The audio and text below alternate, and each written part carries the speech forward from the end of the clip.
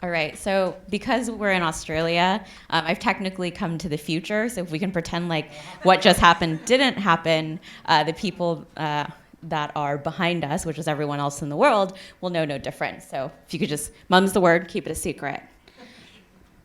So start again. Heterohelix. You might know this as English ivy.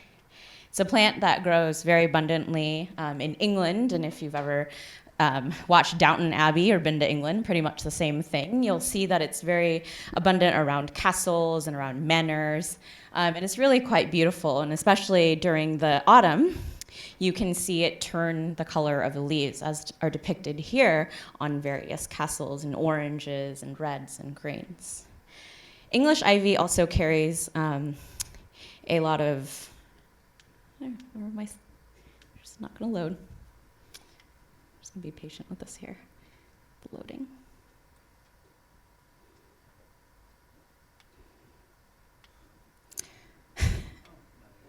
It's okay. We'll just advance. Basically, English ivy carries a lot of historic meaning to it.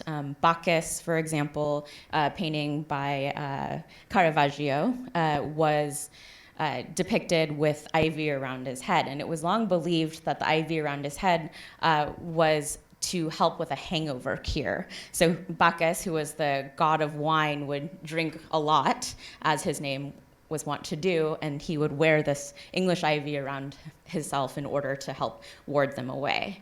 English ivy was also placed onto buildings in order to help ward off evil spirits. And that's the reason it's so abundant throughout Europe now, is because it was believed to have a special property of warding off bad spirits.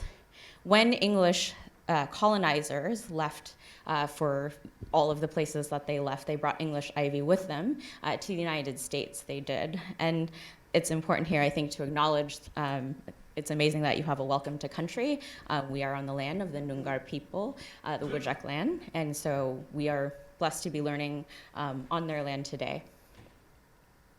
And just a little bit, I read a bit about what happened. The colonizers came to Australia, and when they did, there was about over 500 indigenous groups that existed, which was 750,000 people who had been around for about 60,000 years. And within a very short matter of months, I believe it was within 14 months, half of the indigenous population was wiped away by things like smallpox that the settlers brought. I think it's kind of a bit of poetic injustice that now coronavirus is such a great fear of ours when the colonizers brought smallpox and wiped out so many people. And you all might be familiar with Captain Cook, who was one of the first people to lead this charge. So going back to this, what I don't think that the English settlers realized when they brought English ivy to the United States in particular is that they, like the English ivy, were an invasive species. And English ivy has no natural predators. So what ends up happening is it starts to grow boundlessly. It starts to climb up trees. It starts to suffocate all of the plants beneath it. And its growth and its limit does not exist. And right here is a GIF depicted from Mean Girls, one of my favorite movies. If you watch any of my talks, it's kind of prerequisite watching in order to understand most of my jokes. And another bit of poetic injustice about the English ivy is that the birds that help to carry its berries in order to help propagate it actually are often poisoned by those berries. So if they were to ingest the berries, many of them actually die for helping to propagate English ivy, including the starlin. And I learned about a new bird. It's called a myna, and having an American English accent, I learned that it's spelled M-Y-N-A-H, which is much different than miners, like the people that mine, and then also minors, people that are not of age. So always clarify which one people mean. English ivy eradication is something that is very abundant as an environmental studies major. This is basically what I spent most of my free time doing, which was to pull out this very invasive species. And what's depicted here are two people in high-vis vests who are trying to pull all this English ivy off, and it grows very thickly. So it's very resilient, and it can grow upon its dead ancestors quite well. And it's not actually a parasite, which congratulations to Parasite for winning the Oscars. But the English ivy actually isn't a parasite because it doesn't actually take anything from its host. It's not sucking anything away. Instead, what it does is it suffocates all of the host's needs. So it covers the land and basically eradicates it, or prevents it from being able to get sunlight, water, and everything else. So a small nuance there, not technically a parasite. Well, as a child, English ivy was also in our backyard. And I don't know about you all, but my parents saw me as a child as a young free laborer. And so what that meant is that I, during the summer, would be asked to eradicate the English ivy. So at that point, the internet existed, but not to the extent it does now. What I have up here is a WikiHow article, and they always have the best illustrations to depict this is how to kill English ivy. So you have someone just cutting it, trying to pull it off of a tree, looking a bit forlorn, and then ultimately just rolling it up like a neat little blanket. But that's not exactly how it works. So I would cut the English ivy as a child, and then I'd go off, go skating, do whatever I did. And at the end of the summer, my mom said, "Have you been in the backyard lately?" No, why? Well, you might want to take a look. The English ivy had grown way more abundantly than it had when I started. And I was just really frustrated by this. And it's when I learned one of the most important lessons, which is that under this house was the real problem to solve. I had traced the ivy back to its roots and realized that the roots were embedded deep under the foundation of our house. So there's really no way that I, as a 10-year-old, could really eradicate this without, I think, deconstructing the structural integrity of our home. And so my name is Tatiana Mack, and I'm here to talk to you about systems of systems. So when we talk about design systems, I think how many people here, show of hands if you feel comfortable, work in design systems? Great, so some of you. Design systems seem to be the solution to everything, right? Like as long as your design system's accessible, then everything will be fine. We look at a design system, we can break things down into its constituent parts, right? You have a drop down, maybe that feeds into a form pattern that then goes into your product registration. So an atom into a molecule, into an organism. And Brad Frost wrote a book called Atomic Design, which illustrates this concept, and he makes the parallel of atoms to molecules to organisms as a way to think about the infrastructure of a design system.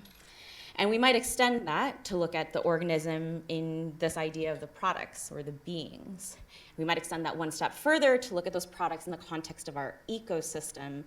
And then yet again, looking at that ecosystem, our tech industry, into the world, society at large. And so as you start to see this accumulate from atoms to molecules to organisms, we start to build from the smallest parts into the largest. And that's what allows us to build at scale. It's one of our favorite things, because we're all capitalist drones. So I'm going to tell you a 3-act play here, and we're going to talk through how this impacts us. So for Act 1, we're going to start with wealth. So how many of you here own a home and have a mortgage? All right, so that's a lot of people. I would say about 60% of people raise their hands. Mortgage, a little bit of etymology that comes from Old French, mort and gage, which actually, or from Latin mortis, which means death. And then gage means pledge. So all of you who have a mortgage have a death pledge, and it probably actually feels that way. And so when we think about mortgages, I think we often think about homes and thinking about buying a mortgage for a home. But that's not, actually, I should have optimized these images. This is a good lesson in accessibility. These are not compressed, they should be. But mortgages aren't just for homes. Actually, mortgages have a very dark past, and they began with enslaved people. So we talk about enslaved people. I'm focusing this on the United States, but sorry, Australia, you don't get away with this. You also had and have enslaved people still. But this is focused on the Americans because I'm American, and that's what we do.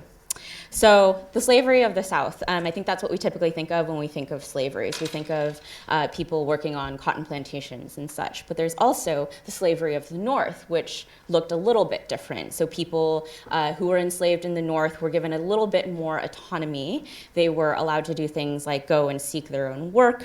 They tended to have slightly more administrative skills, being able to buy and to trade and such. And so I think it's important to note that the American Civil War was not about slavery. It was about state sovereignty versus federal authority. And slavery was one of many topics where there was that dichotomy.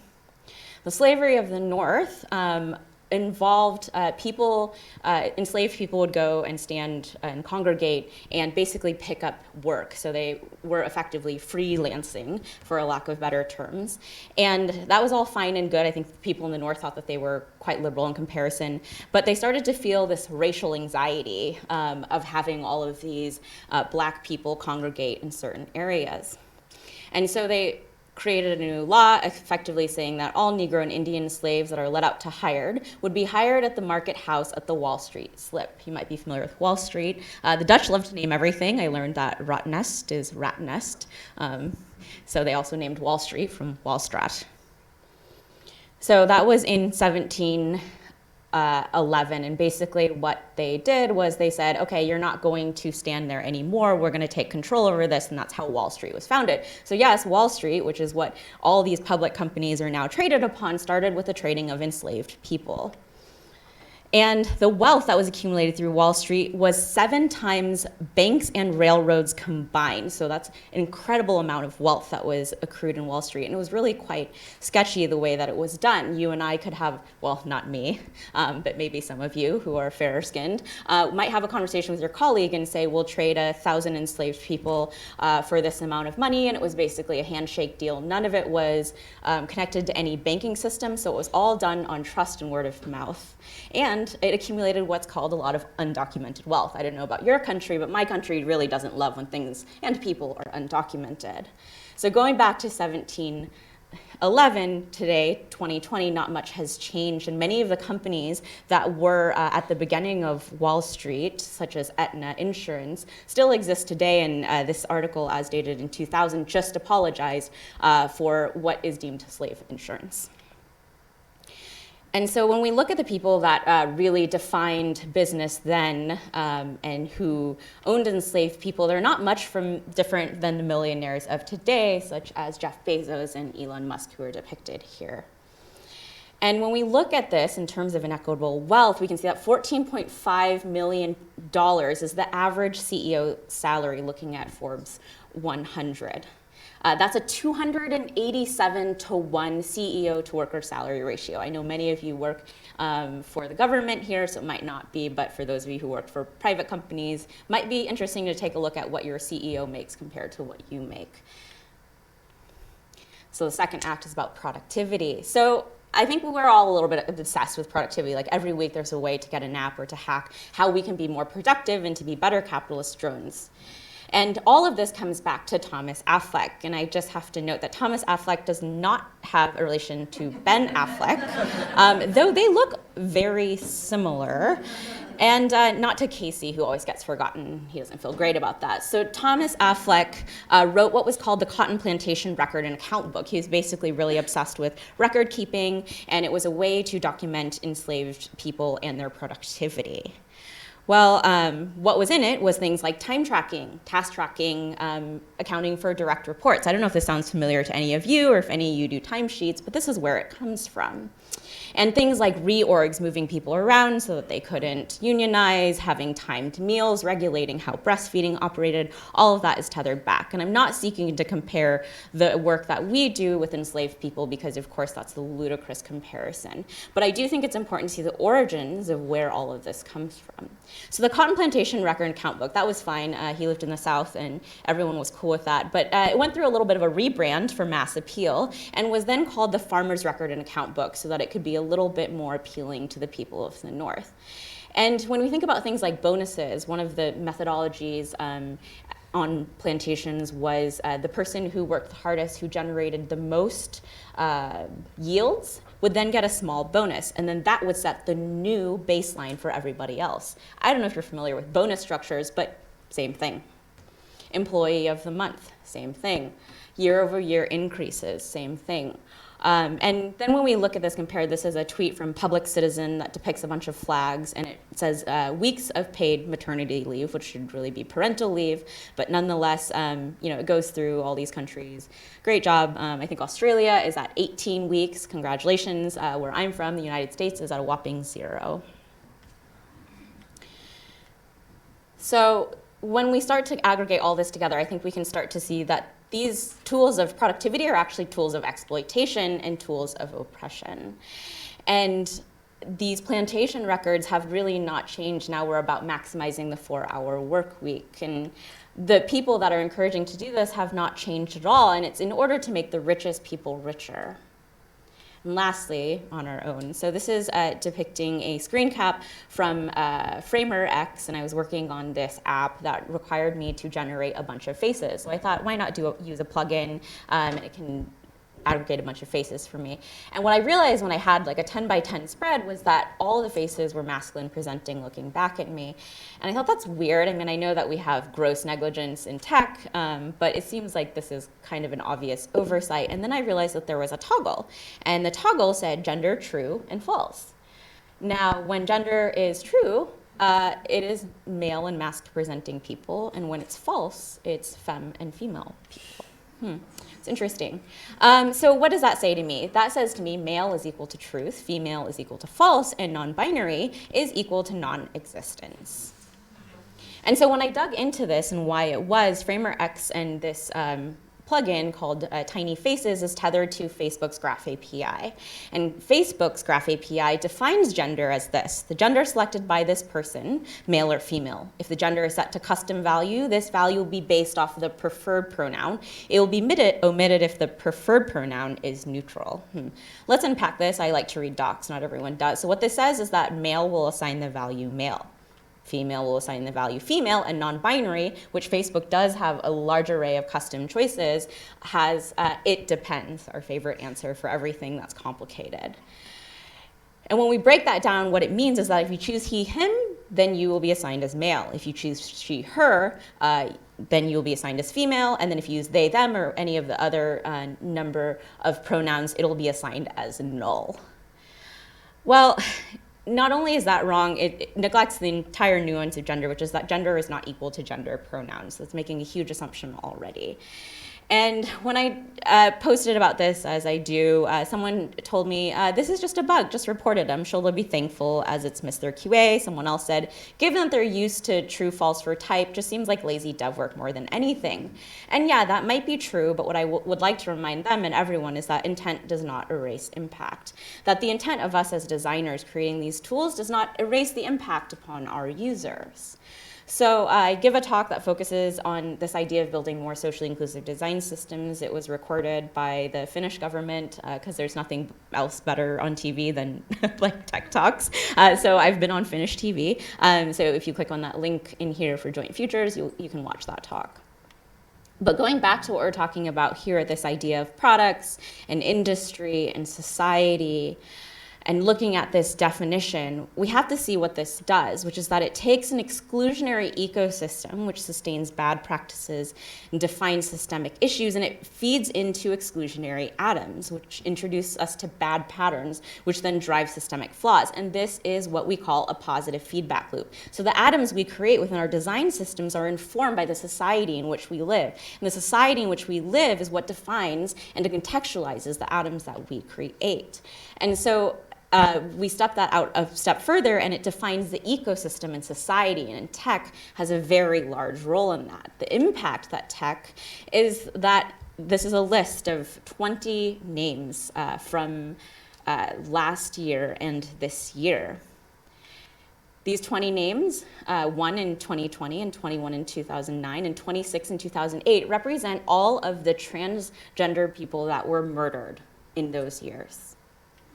And of that list, 18 of them were Black women and gender nonconforming forming people. And so I just have to say, our society hates transgender and non-binary people. It's become very clear in the way that they are treated. And so when we go back and we think and we look at the English IV here, we have to see the connection that the atoms grow to molecules, to organisms, to beings, to ecosystems, to our world. And what have we done here? We've built at scale. Well, what technology has done is it's allowed us to build hate at scale. Technology is not a vertical. It's unique in this property.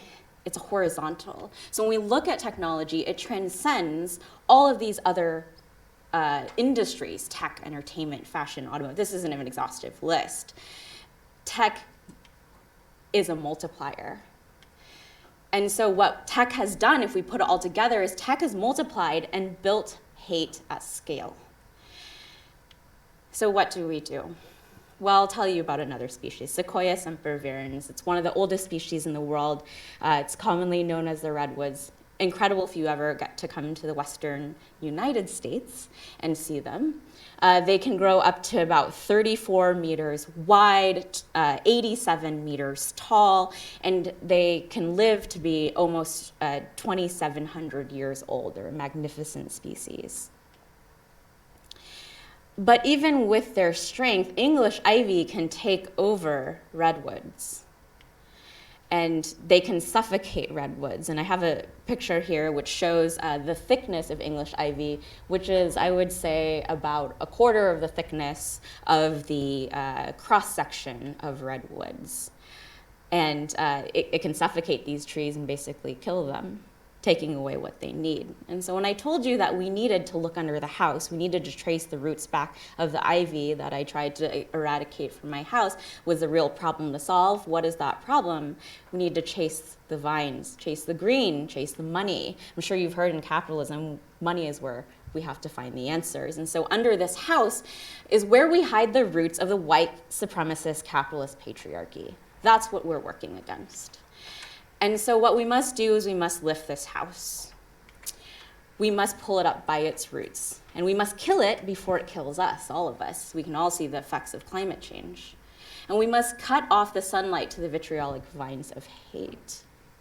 And so I invite us to let's be redwoods, to learn from our fallen ancestors. And as the great James Baldwin said, nothing can be changed until it is faced. And so what we have to do, as uncomfortable as might make some of us, is we have to face racism, ableism, sexism, anti-queer, anti-trans, past and present, because that's what's driving those vines of hate.